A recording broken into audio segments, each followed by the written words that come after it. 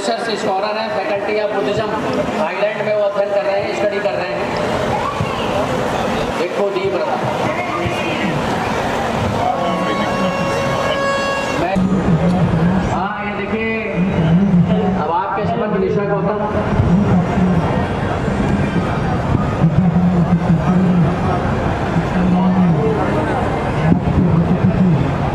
Hello, बोलिए बोलिए। भिक्खूगढ़ को मेरा वंदामी, सामने बैठे हमारे भाई बंधु, माताएं बहनें, सभी लोगों को मेरा जय भीम, नमो बुद्धाय। मैं यहाँ एक सॉन्ग सुनाऊंगी, उसमें अगर कुछ भी हो तो क्षमा कीजिएगा। भीम की राह पर चल पड़े हो अगर, भीम की राह पर चल पड़े हो अगर, फर्ज अपना निभाने का वादा करो। भीम की राह पर चल पड़े हो अगर, फर्ज अपना निभाने का वादा करो। जो दिया है हमें कारवा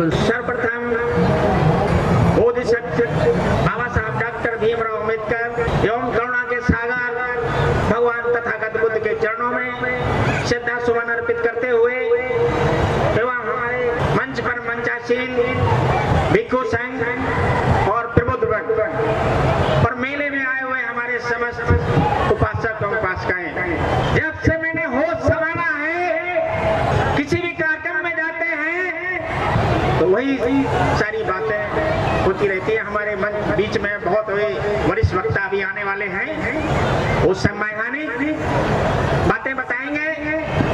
मैं केवल एक ही बाबा साहब के जीवन से जुड़ी हुई घटना को आप लोगों के समक्ष रखना चाह रहा हूं कि बाबा साहब एक दिन नागपुर से अपने प्रिय साथी गडकरी साहब, जो कोई पेशे से वकील थे, उनके साथ अपनी कार से नागपुर से बॉम्बे आ रहे थे।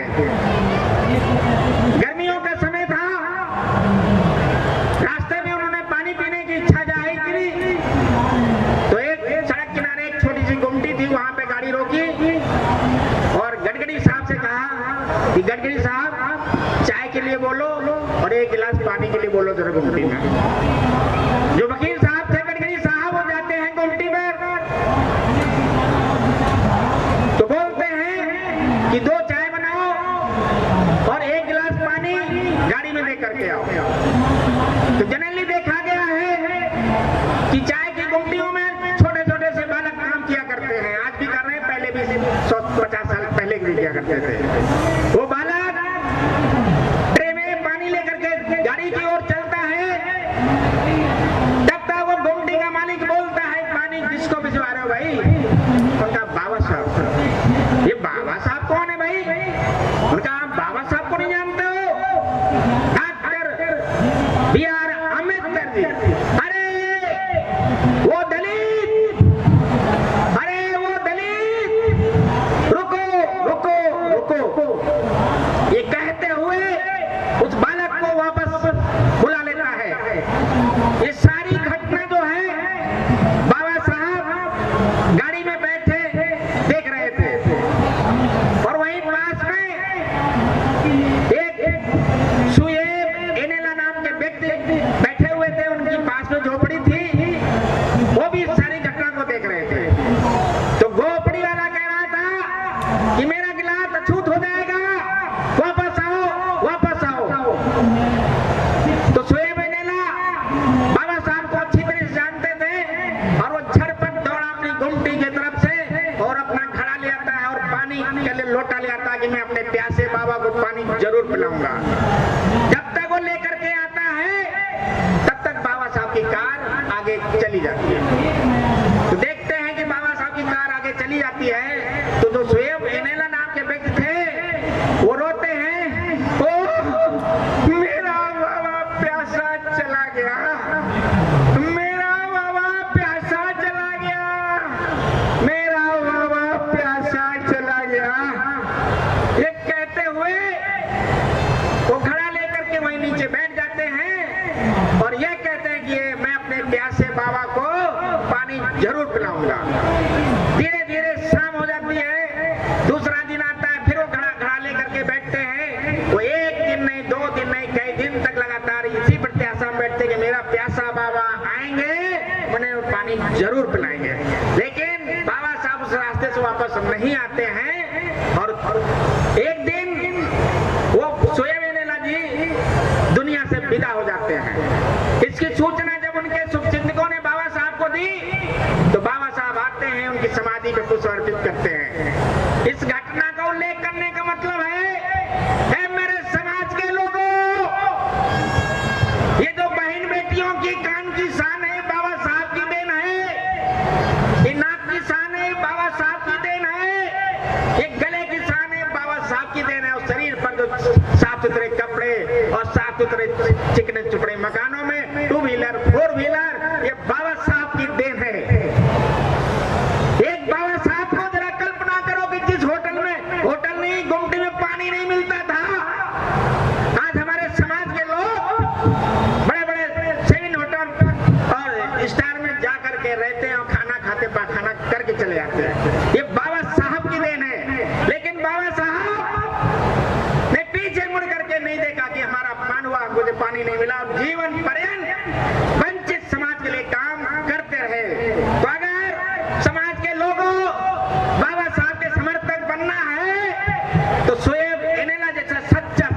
बनो, अन्यथा फर्जी अम्बेडकरवादी मत बनो। अब बाबा साहब जन्म लेने वाले नहीं आए, कोई मानवर काशीराम साहब जन्म लेने वाले नहीं है। अब हमें आपको घरों से खुद निकल करके आना है। जितने लोग मेले में आए केवल 10 लोगों को जोड़ेंगे, सबके पास स्मार्टफोन है, टेली मार्केटिंग का जमाना है। और उनसे बोलो कि आप 10 लोगों को जोड़ो, किसी दूसरे के नाते रिश्तेदारों को जोड़ो, हमारा ग्रुप बनता चला जाएगा। हम लोग शिक्षा की ओर बढ़े, हम लोग व्यवसाय की ओर बढ़े, हम लोग संगठित होने की बात करें और फिर दिन संघर्षों की बात करें। इसी के साथ अपनी मैं बात समाप्त कर रहा हूँ। जय हिंद, जय भारत। हर से संघर्ष करना होगा, क्योंकि आज के माहौल में, इस समय के माहौल में जैसा वातावरण चल रहा है, हमारा समाज बहुत ही खतरे में पड़ गया है। हमारा संविधान जैसा कि होता है, मालूम पड़ता है, वो खतरे में पड़ गया है। हमारा लोकतंत्र खतरे में पड़ गया है। कैसे खतरे में पड़ गया है? क्योंकि हम बाबा साहब के उस मंशा को भूल गए, उनके आदेश को भूल गए, उनके उपदेश को भूल गए। उन्होंने कहा था शिक्षित करो, एजुकेट।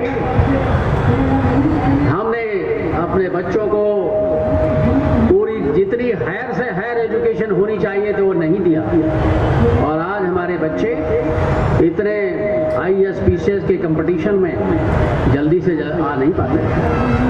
दूसरा, बाबा साहब ने कहा संगठित हो। आज हम देख रहे हैं कि हमारा समाज हजारों टुकड़ों में बटा हुआ है। एक टुकड़े में नहीं, हजारों टुकड़ों में। कितनी पार्टियां बन गई, कितनी संस्थाएं बन गई, यानी मोर देन 3-4 लाख से ज्यादा तो हमारी संस्थाएं हैं पूरे भारत में। आप कल्पना नहीं कर सकते। हर मोहल्ले में, हर गली में एक संस्था लेके लोग बैठे हुए हैं। हर व्यक्ति चाहता है कि मैं अध्यक्ष बन जाऊं, हम महामंत्री बन जाएं। करना कराना कुछ नहीं है, खाली कुर्सी को हथिया लेने से कोई आदमी बड़ा नहीं होता। शीतल हृदयं पद्योतदयत मोहतमं सनरामलोके भूबन्धे सुगतं गतभ्रमोत्तमं ब्रह्मण्डदेवेन्द्रनरेन्द्रराजं बोधि स्वबोधि करुणागुणगं पय्यापति जलन्तं जलन्तं वन्दामि बुद्धं भोपालके धूर्धर्वधुवन्दनं श्रीराशि शुभाननं वयं वन्दामहे भीम्यम्बे विकरुणामकम्।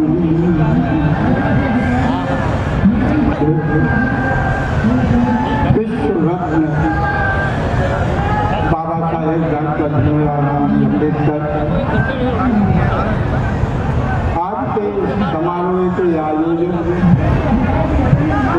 भारतीय बौद्ध महासभा के अध्यक्ष राम सुजीवन जी,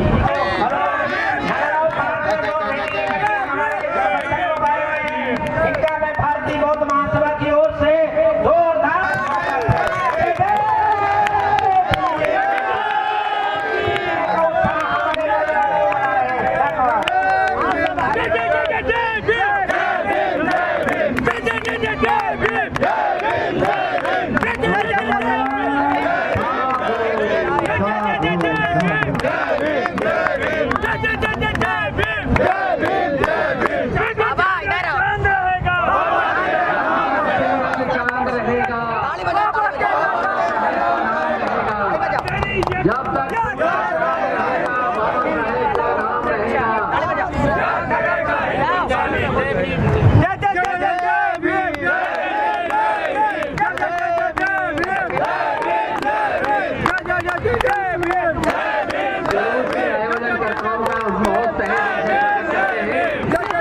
आयोजक भारतीय बौद्ध महासभा के अध्यक्ष नगर अध्यक्ष राम संगवार जी और हमारे इस मंच का संचालन कर रहे विपक्षनाचार्य मोदीलाल जी और मंच पर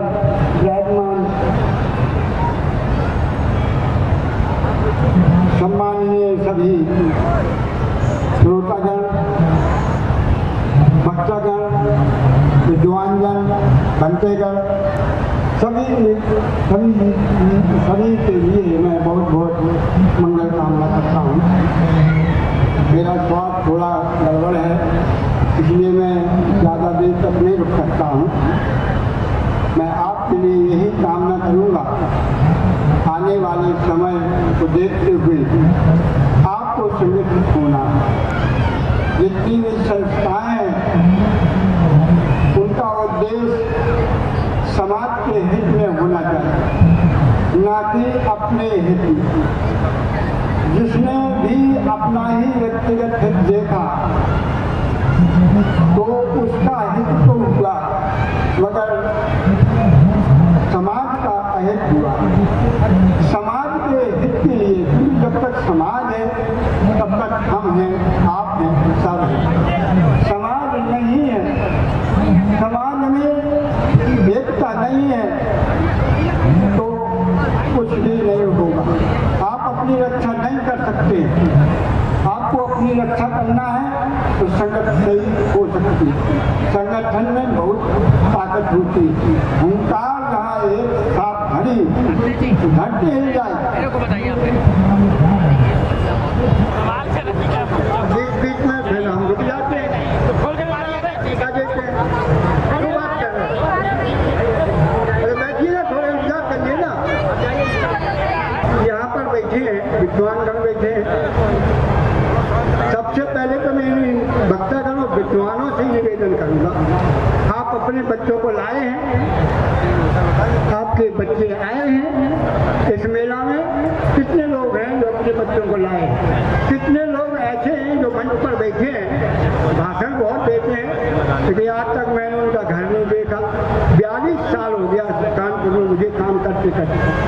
बहुत से भक्तगण यहाँ हैं जिनका घर नहीं देखा हमने कि ये घर में करते क्या है, ये घर में क्या होता है।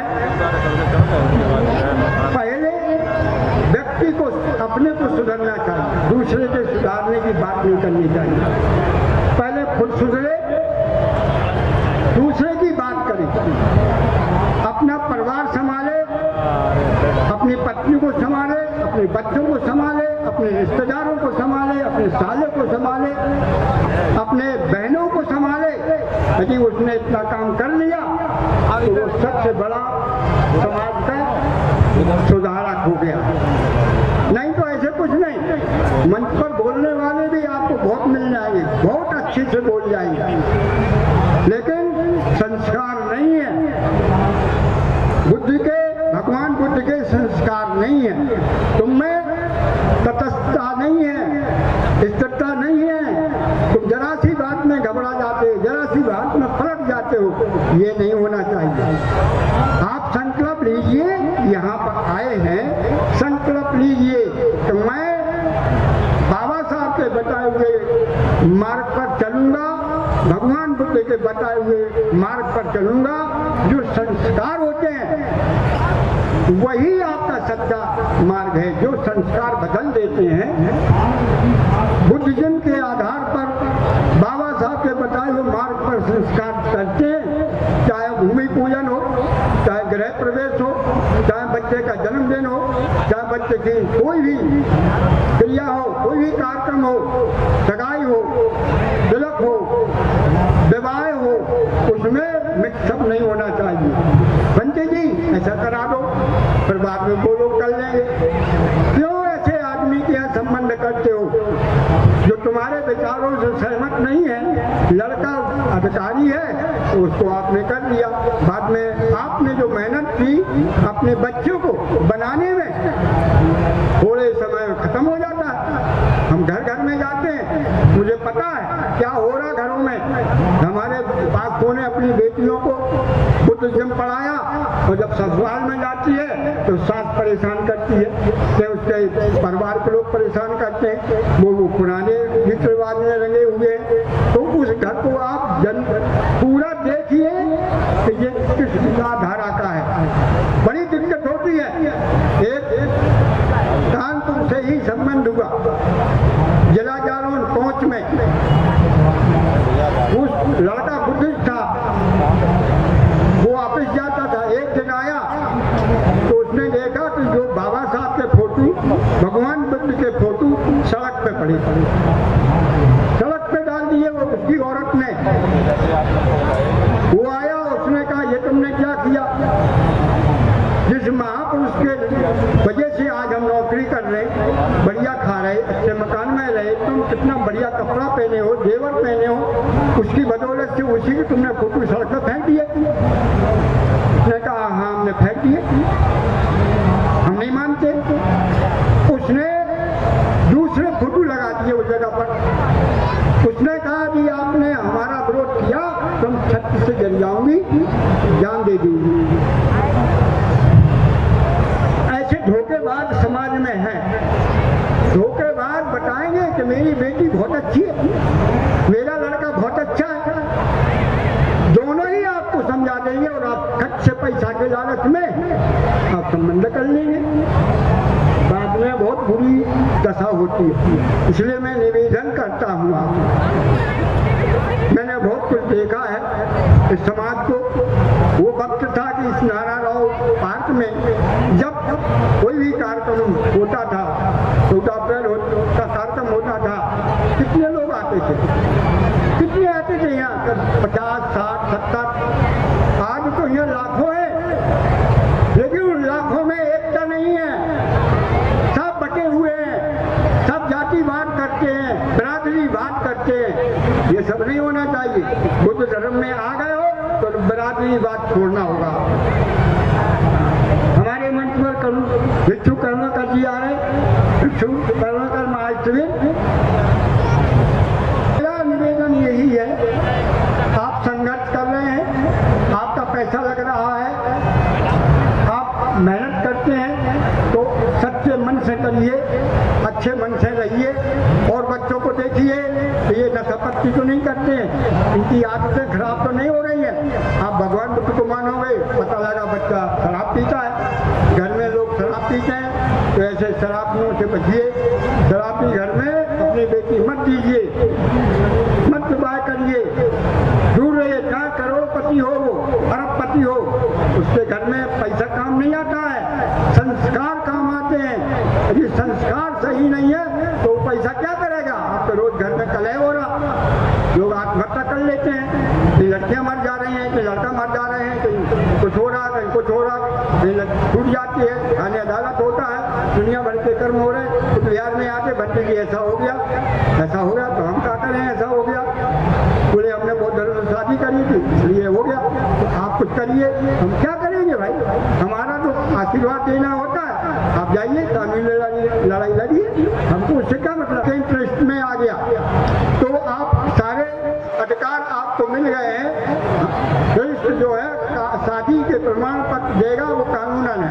आपका कोई भी कानूनी बात आती है तो वो आपको सहायता करेगा। इसलिए मैं इन्हीं शब्दों के साथ अधिक न बोलते हुए, हमारे बहुत से लोग वक्ता हैं यहाँ पर, उनका सुनना। सुखी भवन्तु भवतु सब मंगलम, रक्षन्तु सब देवता सब धम्मानुभावेन, सदा सुखी भवन्तु भवतु सब मंगलम, रक्षन्तु सब देवता सब संघानुभावेन, सदा सुखी भवन्तु। साधु साधु साधु। भारतीय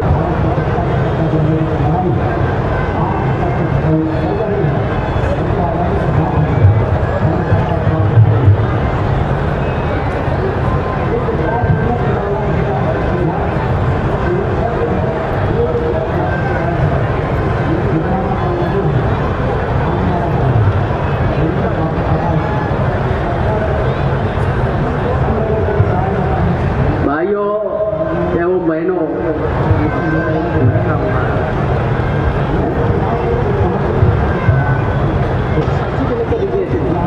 एक पर्ची पे लिख के दे दिए मुझे।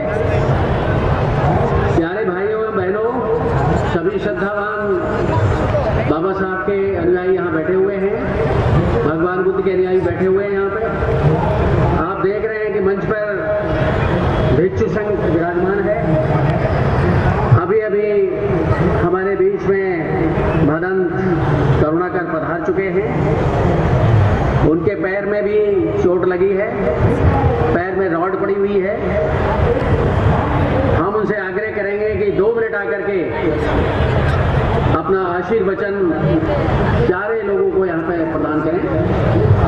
मदन तरुणाकर।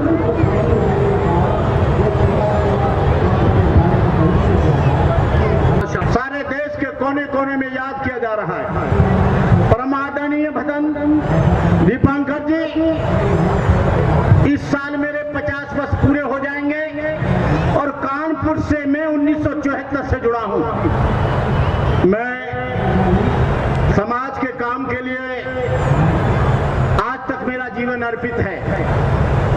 बाबा साहब अम्बेडकर की हम जयंतियां मनाते हैं। बाबा साहब डॉक्टर अम्बेडकर को तुम तिरुपति का मंदिर मत समझ लेना। बाबा साहब का विचार कोई झाड़ फूक नहीं है, जादू टोना नहीं है, गंदा ताबीज नहीं है। डॉक्टर अम्बेडकर एक विचार है।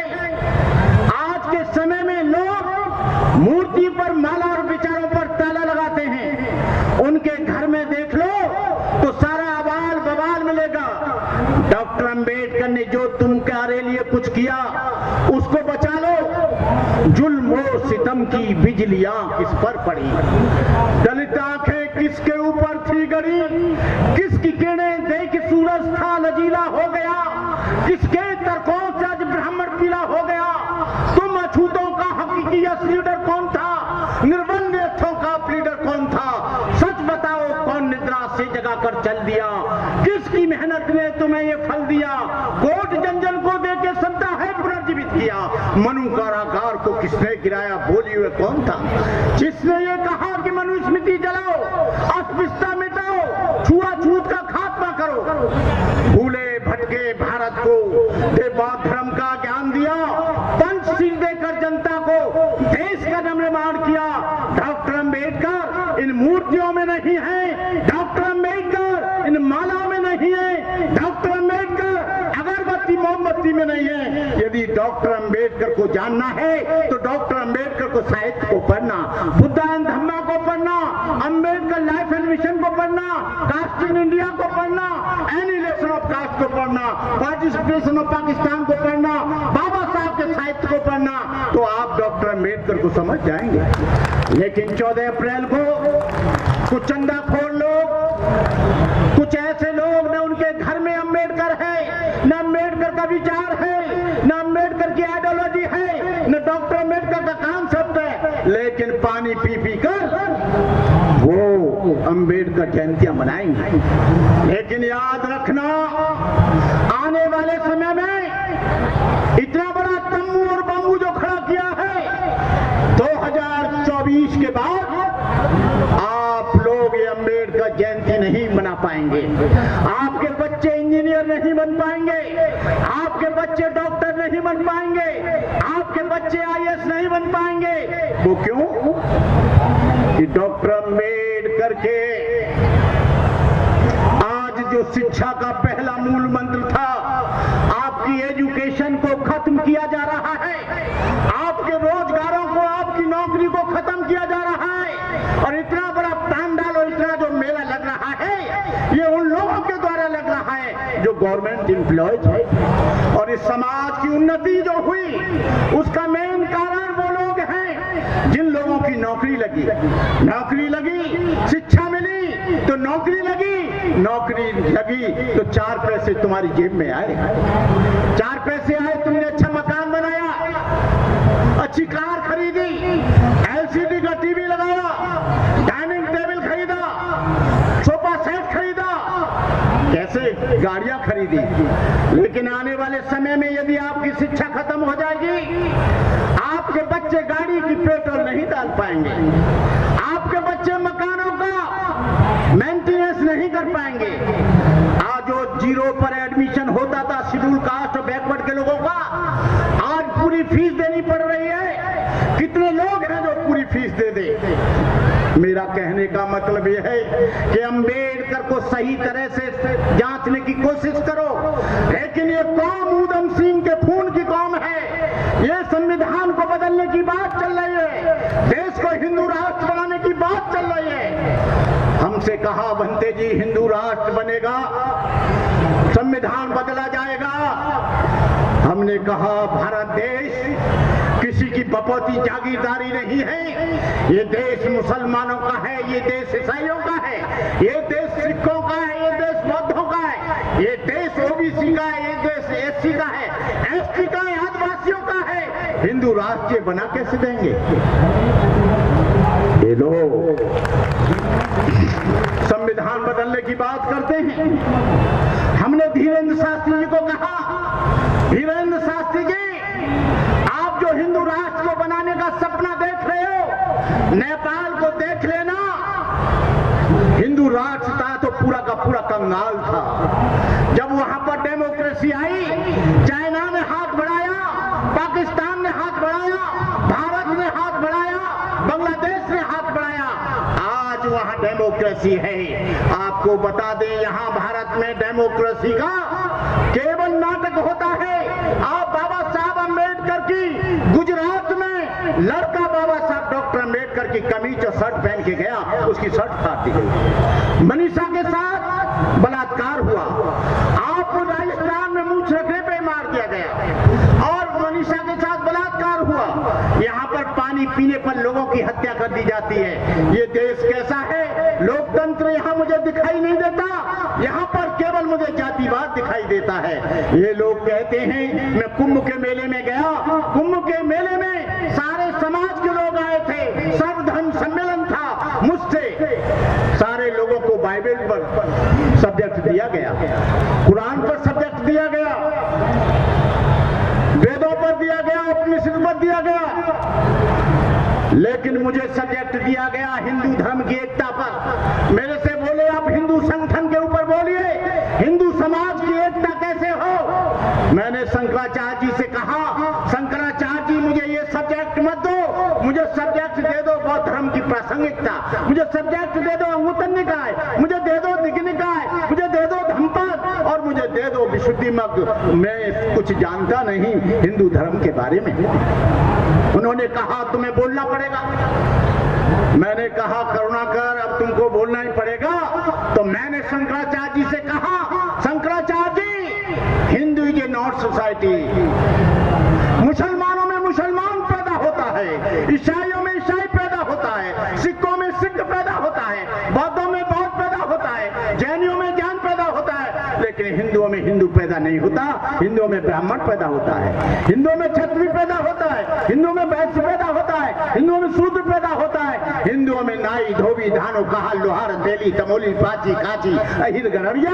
हिंदू जात की जात जात में जात, जैसे केरा के पात पात में पात, एक को उधेड़ो दूसरा निकल आएगा। तो आप कैसे एकता करोगे? कहीं धोबी महासभा बनी है तो कहीं चमार महासभा बनी है, कहीं खटीक महासभा बनी है तो कहीं कुर्मी महासभा बनी है, कहीं यादव महासभा बनी है तो कहीं गंगवार महासभा बनी है, कहीं जाट महासभा बनी है तो कहीं धोबी महासभा बनी है। ये देश में जाति के आधार पर अनेकों संगठन हो। अरे आप बौद्ध धर्म को अपना लो, बौद्ध धर्म में कोई जाति नहीं होती है तो पूरा देश में सामाजिक समानता आ जाएगी। मैंने उनसे कहा, इतना भी मत करो। मैं तुमसे कहना चाहता हूं कि तुम्हारे ग्रंथों में जो जहर भरी बातें कही गई हैं, स्त्री शूद्रो नाद्यताम समरे तपजत परिपूर्णाम धारणा शरीर भेद उच्चारणे ज्ञास छेद। स्त्री और शूद्र के लिए विद्या वर्जित है। यदि वो एक भी शब्द सुने, उसके कानों में गरम शीशा करके डाल दो। यदि वो उच्चारण करे, जीभ कटवा दो। आपको बताऊं, जो तुम लोग बैठे हो, ये बाबा साहब डॉक्टर अम्बेडकर की देन है। बाबा साहब डॉक्टर अम्बेडकर ने तुम्हें सलीका जीने का सिखाया। बाबा साहब डॉक्टर अम्बेडकर के जब आंदोलन चला महाकाल का सत्याग्रह का, गंदे पानी को जिसमें कुत्ते जा सकते थे, बाबा साहब का उस आंदोलन में हाथ टूट गया, लेकिन तुम्हारा हाथ नहीं टूटा। बाबा साहब डॉक्टर अम्बेडकर की वजह से तुम एक्वागार्ड का पानी पीते हो। बाबा साहब डॉक्टर अम्बेडकर बैल की गाड़ी में बैठ कर गए, तांगे में बैठ कर गए। बाबा साहब चलाना नहीं जानते थे, लेकिन बाबा साहब की टांग टूट गई, लेकिन तुम्हारी टांग नहीं टूटी। तुम फॉर्च्यूनर गाड़ी में घूमते हो, हुंडई में घूमते हो, तमाम गाड़ियां तरह तरह की हैं, उसमें घूमते हो। ये गाड़ी तुम्हारी नहीं है, तुम्हारे बाप की नहीं है। जिस गाड़ी में चल रहे हो, बाबा साहब डॉक्टर अम्बेडकर की है। जिस मकान में रह रहे हो, वो बाबा साहब डॉक्टर अम्बेडकर का है। जो पानी पीते हो, बाबा साहब डॉक्टर अम्बेडकर का है। अम्बेडकर तुमको अधिकार नहीं देते। लेकिन होता क्या है, जो क्लास 1 ऑफिसर है बेईमान, जो IAS ऑफिसर है बेईमान, वो अम्बेडकर जयंतियों में तब तक नहीं आता जब तक कि वो रिटायर नहीं हो जाता। रिटायर जब तक कुर्सी पे बैठा है, दलित समाज का, पीड़ित समाज का कोई काम नहीं करता। लेकिन जब कुर्सी से हट जाता है तो सफेद पाजामा, सफेद कुर्ता पहन के और 10,000 रुपया वो अम्बेडकर के संगठनों को देकर मुख्य अतिथि बन जाता है। वो न घर में अम्बेडकर है न बाहर में अम्बेडकर है। मैं कहना चाहता हूँ, मजदूर को बुला लेना, किसी MLA MP को मत बुलाना, IAS IPS को मत बुलाना, बुलाना ऐसे आदमी को जिसने अपना पूरा जीवन मिशन के लिए दिया है। लेकिन होता क्या है, जो ज्यादा चंदा देगा वही मुख्य अतिथि होगा, जो ज्यादा चंदा देगा वही वक्ता होगा, जो ज्यादा चंदा होगा वही मंच पर बैठेगा, जो ज्यादा चंदा देगा उसी के गले में माला डाल। ये काम छोड़ दो, इन लोगों से कोई पूरा नहीं होने वाला है। इस काम को पूरा मजदूर करेगा, IAS नहीं करेगा, LDC करेगा, क्लर्क करेगा, सर्वहारा करेगा, बिना पढ़ा लिखा आदमी करेगा। इनसे कोई उम्मीद मत करना। लेकिन इनका भी पिटाई का टाइम आ गया है। जब 2 अप्रैल 2018 को आंदोलन चला तो आपको बता दूं, उदयपुर में IAS लोग, IPS लोग एक कॉलोनी में रहते थे, हिरन मगरी सेक्टर 4 में। जब ये आंदोलन चला 14 बच्चे शहीद हो गए। इनके ऊपर भी आक्रमण होने लगा, इनकी भी कोठियां तोड़ी गई, इनकी भी गाड़ियां तोड़ी गई। जब उन्हें महसूस हुआ अरे हम IAS नहीं थे, इंजीनियर नहीं थे, हम तो कोई शेड्यूल कास्ट थे। ये लोग, इनकी जाति बदल जाती है, इनका धर्म बदल जाता है, इनका कर्म बदल जाता है। मेरा कहने का मतलब यह है, भारतीय बौद्ध महासभा से मैं 40-45 साल से जुड़ा हूं। भारतीय बौद्ध महासभा के अनेकों बार इस मंच से मेरा प्रबोधन हुआ है। मैं भारतीय बौद्ध महासभा के लोगों को अपनी तरफ से मुबारकबाद देता हूं। मिटा दो जमाने से कुर्बा परस्ती, मिटा दो लुटेरों की शोषण की हस्ती, मिटा दो ये जातीयतावादी बस्ती, मिटा दो गरीबों की फाका परस्ती। जब तक है चांद सितारे, जब तक है धरती अंबर, भारत ऋणी रहेगा उसका, अमर रहेगा अम्बेडकर। जय भीम, जय भारत, नमो बुद्धाय।